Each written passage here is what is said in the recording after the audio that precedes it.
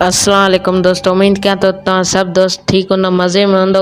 अॼु तव्हांखे नई अपडेट ॾींदो हलां त जेको सिंध टीवी ते ज़ार ज़िंदगी ऐं सिंध जा ई ड्रामो हले पियो, इहा ख़बर हली रही आहे त सिंध टीवी ते जेका बि ड्रामा ईंदा त 100 किस्त खां एपिसोड खां अॻिते न कोई हलायो ड्रामो वेंदो।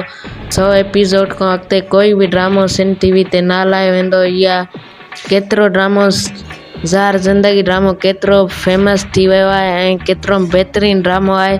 सिंधाई ड्रामो बि तमामु बहितरीनु ड्रामो आहे, पर सिंध टीवी ते जेको बि ड्रामो हलंदो 100 एपिसोड खां मथे न हलंदो। वधीक ख़बर हासिलु करण जे लाइ मुंहिंजे चैनल अयाज़ अहमद चाचड़ खे सब्सक्राइब कंदा ऐं लाइक कंदा। तमामु वॾा सिंध जा अदाकार नाले वारा आहिनि, ज़ार ज़िंदगी ड्रामे में कमु करे रहिया आहिनि। तमामु बहितरीनु ड्रामो आहे ज़ार ज़िंदगी, ऐं वधीक ख़बर पक त न आहे 100 एपिसोड ताईं हलंदो, पर वधीक ॼाण हासिलु करण जे लाइ असांजे चैनल खे सब्सक्राइब कंदा ऐं लाइक कंदा त इहा ख़बर तव्हांखे जल्द खां जल्द ॿुधाईंदासीं।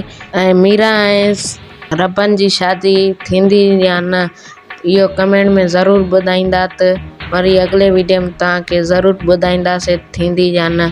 तेसि तक अल्लाह हाफ़िज़।